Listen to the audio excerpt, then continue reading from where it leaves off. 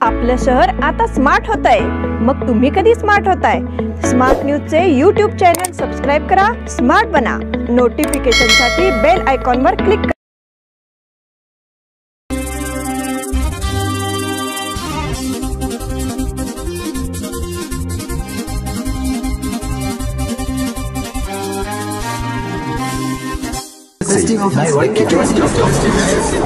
या सगळ्या ऑफर्स मध्ये बेस्ट प्राइस भेटणार याची काय गॅरंटी?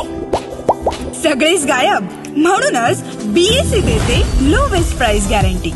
जर तुम्ही आमच्यापेक्षा कमी किमतीत सेम कपडे बाहेर कुठेही खरेदी केलात तर खरेदी केलेल्या किमतीच्या फरकाच्या दुप्पट रक्कम आमच्याकडून मिळवा. BSE द टेक्सटाईल मॉल मधून आताच खरेदी करा तुमची आवडती sari, ladies wear, men's wear, kids wear, तेही सर्वात कमी किमतीत. BSE the textile mall, Tilakwadi, Belagavi. नमस्कार. स्मार्ट न्यूजच्या आजच्या बुलेटिनमध्ये आपलं स्वागत. देशाच्या राजधानीत घुमणार अभिजात मराठीचा स्वर. केंद्र सरकारने मराठी भाषेला अभिजात भाषेचा दर्जा दिला. त्यामुळे दिल्लीत होणारे साहित्य संमेलन पहिलेच अभिजात मराठी साहित्य संमेलन असेल. दिल्लीत होणाऱ्या या 98व्या अखिल भारतीय मराठी साहित्य संमेलनाचे उद्घाटन पंतप्रधान नरेंद्र मोदी यांच्या हस्ते होणार आहे. ज्येष्ठ नेते शरद पवार या साहित्य संमेलनाच्या स्वागताध्यक्षपदी असणार आहेत. दिल्लीचेही तख्त राखतो महाराष्ट्र माझा ही केवळ कविकल्पना नाही तर आपल्या अस्मितेचा आणि अभिमानाचा विषय आहे. याचा प्रत्यय आपणास या ऐतिहासिक संमेलनातून येणार आहे. भाषा, संस्कृती, राष्ट्रभावना, मानवता आणि एकात्मता यांचा आगळा मिलाप या निमित्ताने महाराष्ट्र वा देशातीलच नव्हे तर अवघ्या जगातील साहित्य रसिक देशाच्या राजधानीत अनुभवणार आहेत. यापूर्वी 1954 मध्ये दिल्लीला 37वे अखिल भारतीय मराठी साहित्य संमेलन झाले. त्याचे स्वागताध्यक्ष काकासाहेब गाडगीळ, संमेलनाध्यक्ष तर्कतीर्थ लक्ष्मणशास्त्री जोशी तर उद्घाटक तत्कालीन पंतप्रधान पंडित नेहरू होते.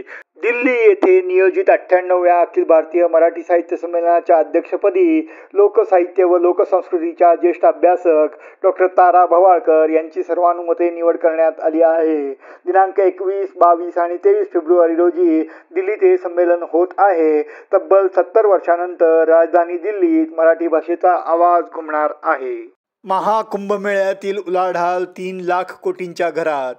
गेल्या 1.5 महिन्यापासून सुरू असलेल्या कुंभमेळ्यामुळे देशाच्या अर्थव्यवस्थेला गती मिळाली आहे. आत्तापर्यंत सुमारे 3 लाख कोटी रुपयांची उलाढाल झाली असल्याचा अंदाज भारतीय व्यापारी उद्योग महासंघाने व्यक्त केला आहे. हा आजवरचा विक्रम असल्याचा दावाही या महासंघाने केला आहे. महाकुंभामुळे धार्मिक पर्यटनाबरोबर रोजगार वृद्धीही झाली आहे. या निमित्ताने श्रद्धा आणि आर्थिक विकास यांचा उत्तम संगम झाल्याचे महासंघाचे सरचिटणीस व खासदार प्रवीण खंडेलवाल यांनी नमूद केले.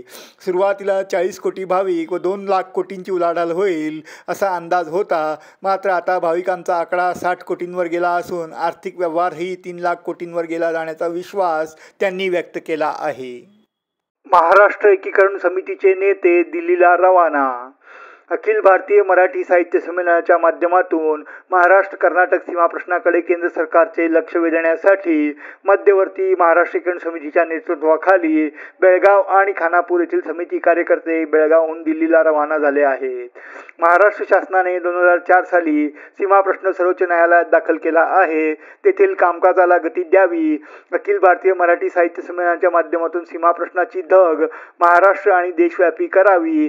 अखिल भारतीय साहित्य संमेलनात केंद्र शासनाने बेळगाव सीमा भाग तात्काळ महाराष्ट्रात सामील करावा असा ठराव मांडावा असे आवाहन करण्यात येणार आहे. या संदर्भात मध्यवर्ती महाराष्ट्र एकीकरण समितीचे खजिनदार प्रकाश मारगाळे, खानापूर समितीचे अध्यक्ष गोपाळ देसाई, सचिव आबासाहेब दळवी, ज्येष्ठ नेते गोपाळ पाटील, नेताजी जाधव, पांडुरंग सावंत, राजाराम देसाई, मारुती मार्गांडाचे, उमेश पाटील, बाबू कोले, सुनील आनंदाचे, सुहास सुद्दार, भीमसेन करंबळकर, रवळू वड्डेबैलकर हे आता दिल्लीला रवाना झाले आहे. पेट्रोलचा टँकर उलटून अपघात, सुदैवाने जीवितहानी नाही. राष्ट्रीय महामार्गावर सुवर्ण विधानसौधजवळ भरते स्कूलजवळ पेट्रोल वाहू टँकर पलटून मोठ्या प्रमाणात पेट्रोल रस्त्यावर सांडले. पेट्रोलने भरलेला टँकर महामार्गावर पलटी झाल्याने हजारो लिटर पेट्रोल रस्त्यावर सांडल्याने मोठे नुकसान झाले. मात्र सुदैवाने यात कोणतीही जीवितहानी झाली नाही. संभाव्य दुर्घटनेला आळा घालण्यासाठी पोलीस आणि अग्निशमन दलाने तात्काळ हस्तक्षेप करत परिस्थिती नियंत्रणाखाली आणली. हिरेबागेवाडी पोलिसांनी वेळीच प्रसंगावधान राखून वाहतूक सुरळीत करण्यासाठी विशेष नियोजन केले. दरम्यान पोलीस आयुक्त याडा मार्टिन मार्बन्यांग यांनी घटनास्थळी भेट देऊन पोलीस आणि अग्निशमन दलाचे राबवलेल्या मोहिमेचे कौतुक केले. घटनेची एकूण माहिती जाणून घेतली. तसेच याबाबत अधिक माहिती देताना अग्निशमन दलाचे अधिकारी शशिधर निलगार म्हणाले, सदर टँकर पलटी झाल्याबद्दल आम्हाला माहिती मिळाली. तातडीने अग्निशमन दल अपघातस्थळी दाखल झाले. मात्र तत्पूर्वी टँकरमधील पेट्रोल मोठ्या प्रमाणात रस्त्यावर सांडले होते. टँकरमधून सांडणारे पेट्रोल भरून घेण्यासाठी नागरिकांनी मोठ्या प्रमाणात गर्दी केली होती. मात्र नागरिकांचा असा उतावीपणा धोकादायक ठरू शकतो असा इशारा त्यांनी दिला. श्री गजानन महाराज प्रकट दिन सोहळ्याची सांगता. शांतीनगर टिळकवाडी येथील गजानन महाराज भक्त परिवार केंद्रातर्फे गजानन महाराज यांचा 147वा प्रकट दिन उत्साहात साजरा करण्यात आला. या निमित्ताने गुरुवारी आयोजित करण्यात आलेल्या महाप्रसादाचा लाभ हजारो भाविकांनी घेतला. शहर परिसरातील नागरिकांनी मोठ्या संख्येने उपस्थित राहून गजानन महाराजांच्या मूर्तीचे दर्शन घेतले. गुरुवार सकाळपासून विविध धार्मिक कार्यक्रमांना प्रारंभ करण्यात आला. तसेच भाविकांच्या वतीने गजानन विजय ग्रंथाचे पारायण करण्यात आले. सकाळी डॉक्टर विनोद गायकवाड यांचे व्याख्यान झाले. दुपारी 12 वाजता महाआरती करण्यात आली. त्यानंतर महाप्रसादाचे वितरण करण्यात आले. यावेळी भाविक मोठ्या संख्येने उपस्थित होते. कॅन्टोन्मेंट बोर्डाची मासिक बैठक शुक्रवारी होणार. बेळगाव कॅन्टोन्मेंट बोर्डाची मासिक बैठक उद्या शुक्रवार दिनांक 21 रोजी सकाळी 10:30 वाजता बोर्डाच्या कार्यालयात बोलवण्यात आली आहे. बैठकीत मालमत्ता कर, पाणीपट्टी वाढ आदी महत्त्वाच्या विषयावर चर्चा होणार असल्याने लोकांचे लक्ष या बैठकीकडे लागले आहे.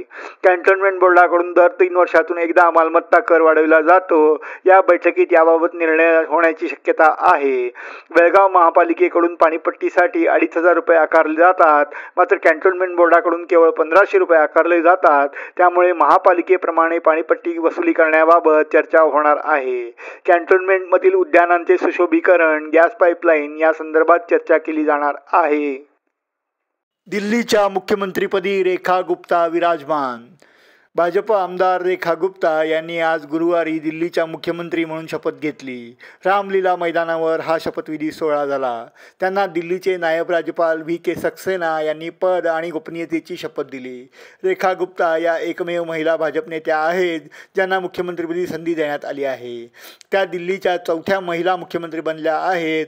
तर सुषमा स्वराज यांच्यानंतर भाजपच्या त्या दुसऱ्या महिला मुख्यमंत्री आहेत.